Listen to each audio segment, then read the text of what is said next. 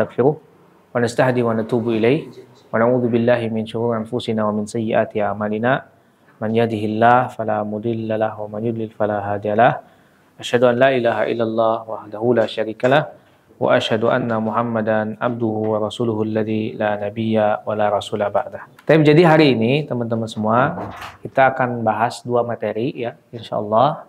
Yang pertama materi berkaitan dengan akhlak, kemudian yang kedua berkaitan dengan zakat ya, dengan materi fikih ya. Adab seorang muslim kepada anak kita ya. Bagaimana? Kemarin kita udah bahas sebagian ya. Masih ada yang ingat ya? Udah lupa ya. Ya, di antaranya adalah kita harus menyayangi anak-anak kita ya. Dan seterusnya memberikan pengajaran ya, terutama pengajaran agama ya, dan seterusnya. Nah, hari ini poin selanjutnya adalah yunfiqu alaihim bisakha'i wa tibin nafsi. Wa tibi nafsin ya. Bagaimana kita itu memberi nafkah. Ya, jadi kita ini sebagai orang tua bukan hanya memberikan kasih sayang aja. Tapi nafkah nggak dikasih ya. Nafkah lahir nggak dikasih. Padahal sebetulnya ya, nafkah lahir juga itu adalah kewajiban kita sebagai seorang ayah, sebagai seorang orang tua ya. Al-anal Islam ya, bahwa Islam ini ya tadi tidak cukup hanya sebatas tadi kita menyayangi mereka, tapi ada kewajiban yang lebih daripada itu. Sebagaimana sabda Nabi sallallahu alaihi wasallam dalam hadis muttafaqun alaih Bukhari dan Muslim, an Ummi Salamah radhiyallahu anha qalat, dari Ummu Salamah semoga Allah meridhoinya ya. Qultu ya Rasulullah, dia bertanya kepada Rasulullah, wahai Rasulullah katanya, hal li ajrun fi bani Salamata an unfiqa alaihim. Apakah saya ini mendapatkan pahala katanya dari saya memberikan nafkah kepada anak-anak ya. Kemudian apa kata Rasulullah, innamahum bani faqala na'am laki ajru ma anfaqti alaihim. Iya, bahwa setiap yang engkau nafkahkan untuk anak-anak, engkau dihitung pahala. Nah, jadi Pak, ketika kita memberikan uang kepada anak-anak kita, ya, bisukan dulu. Kita berikan uang kepada anak-anak kita itu ya, maka itu adalah dihitung apa? Sebagai ibadah. Ya. Bukan hanya sekedar apa? Bukan hanya sekedar memberi. Tapi ini adalah ibadah, tuntutan dari Allah Tabaraka wa Ta'ala. Tuntutan ke kita sebagai apa? Sebagai seorang ayah. Jadi bukan hanya sekedar memberi aja. Tapi ini tuh ibadah gitu ya. Nih, nah, ini tuh ibadah ya. Itu lebih agung lagi, Pak. Ya, karena innamal a'malu binniyat. Segala sesuatu tergantung niatnya. Kalau cuma sekedar memberi nggak dapat pahala, Pak. Betul tidak? Tapi kalau niatnya ketika ini tuh ibadah. Ibadah. Ini kita bentuk ibadah sebagai bentuk tunduk kita kepada Allah. Ini bentuk perintah dari Nabi SAW ya kepada kita. Ya. Ini bentuk perintah dari Allah Subhanahu wa Ta'ala. Betul? Nah. Kemudian lihat bagaimana Rasulullah SAW bersabda lagi dari Abi Mas'ud al-Badri radhiyallahu anhu. Ya. Ani Nabi SAW qal ya, bahwa dari Nabi SAW Rasulullah bersabda, "Idza anfaqa rajulu ala ahli nafaqatan yahtasibuha fahiya lahu sadaqatun." Jikalau seorang laki-laki itu memberikan nafkah ya kepada keluarganya, ala ahlihi nafaqatan katanya, maka itu akan dihitung sebagai sedekah. Nah, jadi kadang ada orang yang dia itu sedekahnya malah ke orang jauh dulu. Ya. Sedangkan keluarganya, anaknya, istrinya masih serba kekurangan. Oke lah, nggak masalah ketika anak istrinya bahasanya sudah cukup lah. Ya. Kita berikan kecukupan bahasanya, bahkan lebih dari cukup. Baru kita sedekah ke kerabat, ya, ke orang-orang dekat, itu tidak, tetangga, ya, ke orang tua dulu ya jelas, ya. Kemudian tetangga, baru ke orang-orang yang jauh. Kalau kita terbalik, ada sebagian dari kita yang orang jauh dia kasih sedekah, orang dekat enggak, bahkan anak istrinya terlantar. Nah, ini kan keliru. Ya, saya pernah nemuin kayak gitu, Pak, di Jawa Tengah. Ya, mohon maaf ya, ke kiainya dia ngasih terus ya bahasanya. Tapi ke anak istrinya enggak. Ini kan keliru ya. Padahal anak istri yang dibawa tanggungan dia. serba kekurangan. Auzubillahi min dzalik. Ya, ini bertentangan dengan sabda Nabi SAW. Ya. Lanjutan hadisnya adalah dinarun anfaqtahu fi sabilillah. Dinar yang engkau infakkan jalan Allah. Tahu dinar, Pak? Dinar itu terbuat dari apa? Emas. Ya. Ada yang punya dinar hari ini? Biasanya pakai mahar ya. Pakai mahar ya. Ada kan beli ya. Biasanya ada surat-suratnya. Kalau dinar itu, masya Allah ya. 1 dinar itu berapa juta? 4, jutaan ya. Sekitar 4, jutaan kalau nggak salah. Ya, 4 jutaan lebih. Iya, 4 jutaan Pak lebih. 1 dinar itu. Yang karena gini, hitungannya 85 gram itu setara dengan 20 dinar. 20 dinar itu ya 85 dibagi 20 berarti kurang lebih 4 ya. 4, lah. Berarti 4, jutaan ya. Berarti berapa gram? 1 dinar itu berapa gram? Sekitar 3 gram ya. Iya, lebih kan sekarang 1,2an kan? 1,4. Ya Allah, ya emas. Makanya Pak, kalau punya duit beli emas. Mas, pakai emas Jawa ya, Mas Eka. Allah mau barik ya. Dinar itu terbuat dari emas, dibuat menjadi kepingan-kepingan seperti itu ya. Nah itu dulu alat transaksi dulu. Kalau sekarang rupiah. Nanti insya Allah kita akan bahas fikih ya berkaitan dengan itu. Kita bahas adabnya dulu ya. Ada korelasinya lah. Jadi dinar yang kau infakkan di jalan Allah Taala, kemudian wadinarun anfaqtahu fi raqabatin, dan dinar yang kau infakkan untuk apa? Memerdekakan budak. Kalau ya, yang saya tahu paham bacanya artinya seperti itu. Wadinarun tasaddaqta bihi ala miskinin, dan dinar yang engkau infakkan untuk orang-orang miskin. Wadinarun anfaqtahu ala ahlik, dan dinar yang engkau infakkan untuk keluargamu. A'zamuha ajran alladhi anfaqtahu ala ahlik. Yang paling besar dari yang tadi saya sebutkan itu, yang kata Rasulullah sebutkan, itu paling besar adalah yang diinfakkan kepada keluarga. Sekarang infak untuk jalan Allah besar tidak? Pahalanya besar ya. Besar ya. Lihat bagaimana Utsman bin Affan dan seterusnya ya. Menginfakkan hartanya jalan Allah ya. Besar pahalanya ya. Infak untuk memerdekakan budak. Besar ya, Abu Bakar lihat. Ya. Kemudian infak yang diinfakkan kepada orang-orang miskin, besar pahalanya, Pak. Ya. Itu tidak lebih besar daripada infak kita kepada keluarga kita. Assalamualaikum. Infak kita kepada keluarga kita, kepada anak-anak kita, kepada istri kita. Rasulullah yang mengatakan, "A'zamuha alladhi a'zamuha ajran alladhi anfaqtahu ala ahlik." Kalau sudah terpenuhi baru, ya kebutuhannya semua tercukupi, kita baru. Ya.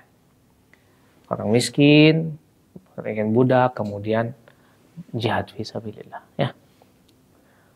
Jadi begitu mulianya kita memberikan apa? Nafkah kepada keluarga kita. Wa innaka lan tunfiqa nafaqatan tabtaghi biha wajha Allah illa ujirta biha. Jadi sesuatu yang kita infakkan ini ya, kalau atas dasar ingin mengharapkan wajah Allah ya bahasanya wajah Allah. Jadi kita tuh fokusnya sama wajah Allah aja maksudnya gitu. Wajhullah itu ya maksudnya ikhlas lah. Ikhlas itu ya kata lainnya adalah tabtaghi wajah Allah.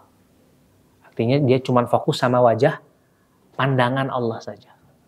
Ya, nggak peduli orang lain mandang, peduli amat. Ya gitu maksudnya. Dia fokus sama wajah Allah. Ya. Illa ujirta biha, maka Allah akan berikan pahala untuknya. Ya. Makanya orang-orang yang masuk surga nanti, ya, Allah akan apa? Allah akan tampakkan wajah Allah nanti sana. Ya. Nggak sembarangan tuh orang yang masuk surga, karena orang yang masuk surga adalah orang yang diridhoi oleh Allah Tabaraka wa Taala. Ya. Taib. Penting sekali. Kemudian Rasulullah bersabda lagi, kafa bil mar'i isman an yudayya man yakutu. Cukup bagi dia melakukan dosa ya ketika dia mengabaikan apa yang menjadi tanggung jawab dia. Sekarang anak tanggung jawab kita bukan? Nah, ya. Kita udah bahas kemarin anak tuh harus dikasih pendidikan agama, ini. Nah ini diantaranya adalah yang sekarang ini kita memberikan nafkah juga kepada mereka, ya. Lihat punya sepatu atau enggak buat sekolah, lihat, ya itu hal-hal yang inilah, yang sepele lah, ya. Makannya gimana, ya, dan seterusnya, betul? Kita udah bahas kemarin. Kemudian selanjutnya, poin yang selanjutnya adalah la yufarriqu fi hunuwihi wa nafaqatihi bainal banina wal banat. Kita tidak membedakan di antara anak-anak kita. Ya, anak laki-laki, anak perempuan sama. Kita berikan kasih sayang sama keduanya. Kan ada yang beda anak laki-laki, saya hayang pisan anak laki-laki jadinya anak TK nu laki-laki unggul. Salah Pak itu tuh Pak. Ya. Salah. Kan ada yang kayak gitu ya. Saya mah sukanya anak laki-laki, udah sayangnya ke laki-laki unggul. Atau ke perempuan unggul, laki-lakinya diabaikan. Zaman di Arab juga dulu gitu Pak. Ya. Ketika yang keluar adalah perempuan, wajhuhu muswaddan wa huwa kadhim. Wajahnya memerah. Naon? Tanda teriduk, tanda malu, tanda ya, marah. Akhirnya dikubur hidup-hidup, betul? Makanya kan Allah nanti akan tanya, bi ayyi dzambin qutilat. Ya. Atas dosa apa mereka dibunuh? Tiba-tiba dikubur ya, hidup-hidup. Nah, mereka malu ketika itu, ada budaya ya, malu gitu, punya anak perempuan tuh malu. Ya. Ya sekarang anak perempuan itu ya memang kalau dipikir gini, ya pikiran mereka ya. Sampai nikah kan dibawa laki-laki, betul nggak? Kita nu ngasih makan, betul nggak? Ngasih ini, betul nggak? Tiba-tiba udah siap umur untuk menikah, dibawa sama kubatur. Ya, udah selesai kita ya. Kita yang ngasih nafkah semua, tiba-tiba dibawa sama orang lain. Salah. Sama istri-istri kita itu sama kayak gitu Pak ya. Udah gede orang tuanya dibawa ke kita ya. Kalau anak laki-laki sampai besar kan ya terus ya sama orang tua tuh. Gitu ya. Jangan bedakan antara anak-anak ya, di antara anak-anak ya. Jangan bedakan mereka dalam kasih sayang terusnya. Dulu di zaman Nabi Yakub ya, Nabi Yakub itu punya 4 istri Pak. Punya 4 istri. Setiap istri punya anak. Nah, dan Nabi itu nggak mungkin dia nggak adil, betul tidak? Nabi itu pasti adil. Nabi, Rasul itu pasti adil. Apalagi Nabi Yakub. Nabi Yakub itu bukan hanya Nabi, tapi Rasul. Rasul itu ada 313. Ya, kurang lebih. Kalau Nabi ada 124.000. Kita udah bahas ya kalau nggak salah perbedaan antara Nabi dan Rasul ya. Ya, Rasul itu lebih luas ininya. Kayak Nabi Muhammad.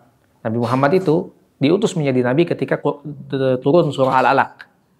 Ya, Al-Alaq tuh 1-5 itu masih jadi Nabi, belum jadi Rasul. Ya, ketika turun surah Al-Muddathir, nah baru itu menjadi Rasul. Karena ada perintah kum wa andir. Berilah orang lain peringatan.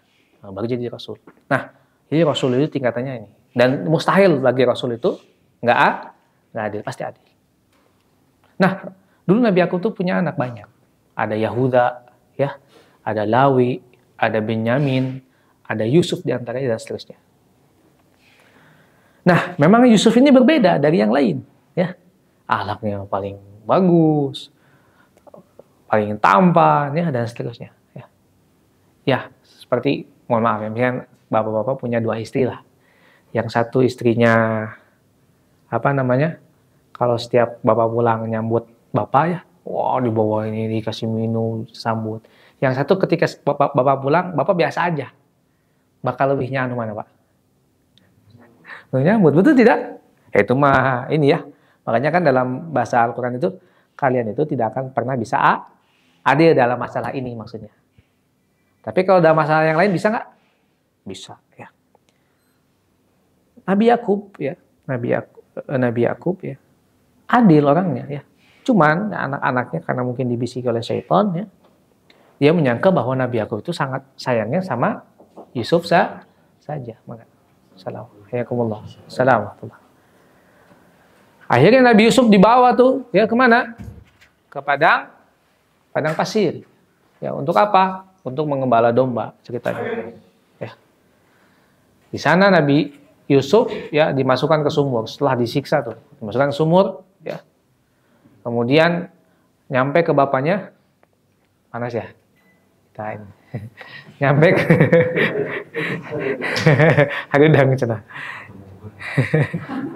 Nggak pakai motor, Pak? Pakai mobil. Oh, baik ya. Nyampe ke rumahnya itu, dia mengatakan bahwa akalahu dzi'bu. Yusuf itu dimakan serigala. Buktinya nih, bajunya ternyata bajunya itu dikasih darah domba, ya. Nabi Yakub dari situ ini. Sangkanya ketika Yusuf hilang ya, perhatian itu bakal sepenuhnya kepada anaknya, ternyata tidak kan. Ya. Ini hal-hal simpel ya yang saya ingin katakan bahwa ini masalah yang sensitif. Ketika apalagi kita membeda-bedakan anak. Kalau Nabi Yakub insya Allah enggak ya. Itu setan aja yang membisikkan kepada anak-anaknya. Maksud apalagi kalau kita misalkan membeda-bedakan anak, Pak, ya. Dalam hal yang simpel, Pak, ya. Kan ada konten-konten ya. Yang satu anaknya dikasih HP dulu, dikasih ini, yang satu diemin dulu aja. Itu pernah lihat raut wajahnya gimana anaknya? Wah, kasihan banget loh. Meskipun itu prank ya, punten ya. Wah, itu kasihan banget loh. Iya, Pak. Kasihan banget. Coba antum misalkan ya. Antum misalkan dua bersaudara. Bapak antum beliin kakak antum misalkan ya. Mainan gitu. Ini buat kamu gini. Kira-kira antum gimana? Kok ayah nggak ngasih buat saya ya gitu ya? Nah sama Pak, anak juga punya perasaan, ya. Anak kita, ya, punya perasaan. Apalagi anak-anak hatinya murni, ya. Guntreng jeung baturana jarak 5 menit, baikan lagi. Coba pun orang. Guntrang, wah 50 tahun kayak ingat nanti. Betul tidak? Nah, murni hati-hati anak-anak mah. Beda dengan kita, Pak, ya. Beda, ya. Jadi haram untuk kita untuk membeda-bedakan anak dalam masalah kasih sayang dan seterusnya, ya. Di anak kita dua-duanya, ya. Allah baik. Dan mungkin ada yang saya nggak mau punya anak perempuan, karena tadi ya sebentar di bawah ini. Ya. Rasulullah mengabarkan Pak, bagaimana man kana lahu thalathu banatin, siapa yang punya 3 anak. Dalam hadis yang lain, wasnatain ya Rasulullah, meskipun 2 Rasulullah katanya. Wasnatain, meskipun kamu punya 2 atau 3 jadi makanya. Maknanya 2 atau 3 anak wanita, ya. Fasabaru alaihin, ya. Kita sabar kepada mereka, ya. Kemudian kita memberikan makan kepada mereka, wa'at'amhunna wasaqahunna, kita kasih minum untuk mereka, kasih pakaian, pokoknya sandang pangan papan semuanya dikasih lah bahasanya gitu. Apa kata Rasulullah pahalanya? Ya, kunna lahu hijaban minan nari yaumil qiyamah. Mereka itu akan menjadi hijab, ya, hijab, bayangkan, antara kita dengan api neraka. Bahasana mun batur benang panasna, mun batur benang seuneuna, mun batur kena apa? Asapnya, kita mah tidak, karena ada hijab di situ. Bersyukur nggak Pak? Syukur ya. Jadi yang punya anak perempuan banyak, wah, orang lelaki AWKB anaknya, kan ada yang gitu ya Pak? Kayak lelaki gitu ya. Itu tuh bisa jadi ya itu karena dia nggak tahu bahwa itu tuh yang akan menjadi hijab dia dengan api neraka. Ya. Ada yang kayak gitu kan, oh saya punya perempuan semua. Laki-laki nggak punya nih gitu ya. Baik. Allah membarik ya. Jadi apa yang Allah berikan kepada kita, kita harus berikan tunaikan amanahnya ya. Apalagi anak-anak itu adalah amanah yang Allah berikan kepada kita. Sayangi mereka ya. Kita itu sebentar di dunia. Betul? Ya. Sebentar. Punya banyak masalah juga insya Allah sebentar. Ya. Siapa yang nggak punya masalah ya? Saya kemarin bikin status ya Pak Idam ya. Ketika kita punya masalah, saya suka ingat ya surah Ad-Duha. Ayat berapa sih? 3 sampai 5 ya. Oh, ada apa? Saja ma wadda'aka rabbuka wa ma qala. Allah itu enggak meninggalkan kamu Muhammad. Jadi ketika berat banget pas masalah itu, seakan-akan kita tuh ditinggalkan oleh semua orang gitu kan. Karena gitu ya kalau lagi punya masalah ya.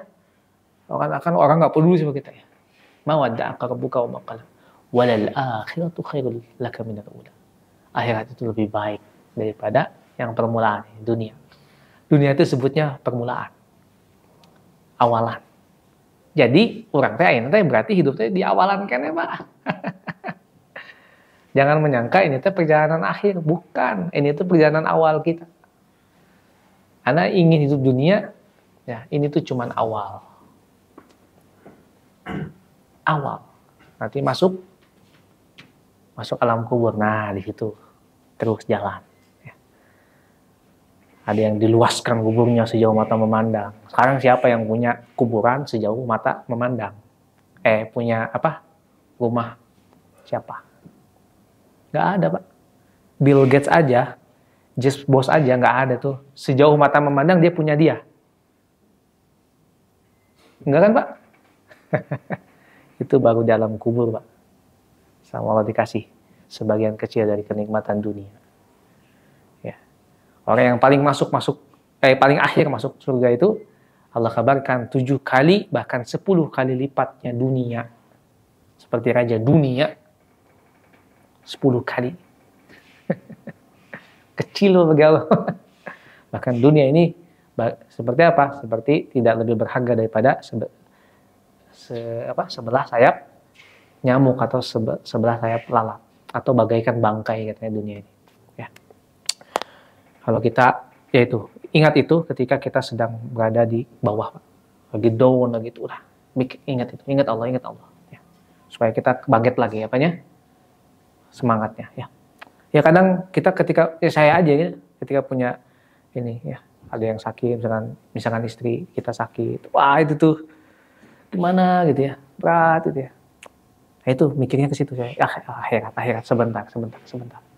Jadi pelipur lah. Kalau dipikirin, wah nggak bakal habis-habis Pak. Ya, habis waktu kita untuk seperti itu. Barakallahu fikum, itu materi yang pertama. Materi yang kedua,